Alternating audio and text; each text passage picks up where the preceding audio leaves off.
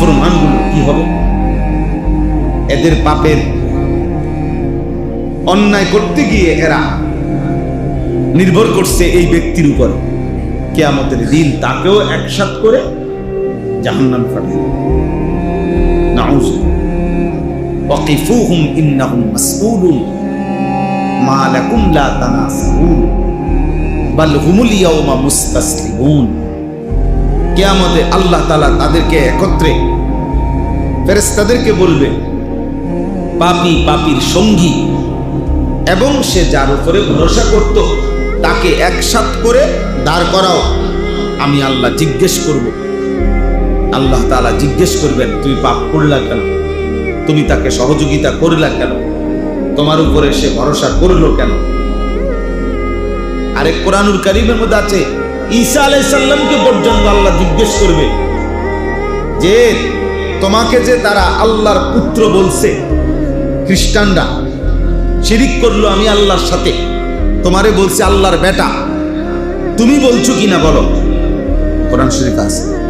ঈসা আলাইহিস সালাম বলবে, রব্বুল আলামিন, আমার 24 ঘন্টা আমি হায়াতে যতক্ষণ ছিলাম আমি ভেতরে কি বলছি, বাইরে কি বলছি, আমি জবানে কি বলেছি, আমার কলিজার ভিতরে কি ছিল, আপনি সব জানেন। আপনি জানেন মাওলা, আপনি সাক্ষী। আমি আপনাকে সাক্ষী রেখে বলতেছি, আমি একবারের জন্য আমার অন্তরে কিংবা জবানে আমি তাদেরকে কোনোদিনও বলি নাই এমন কথা। তারা সম্পূর্ণ আমার উপরে মিথ্যা অপবাদ দিয়েছে।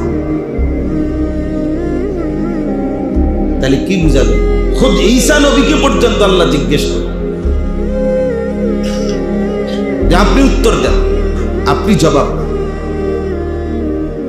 এজন্য শিরিক থেকে বাঁচা এবং এই কথাটাও খেয়াল করা যে আমার উপরে ভর করে কেউ যেন গুনাহ না করে,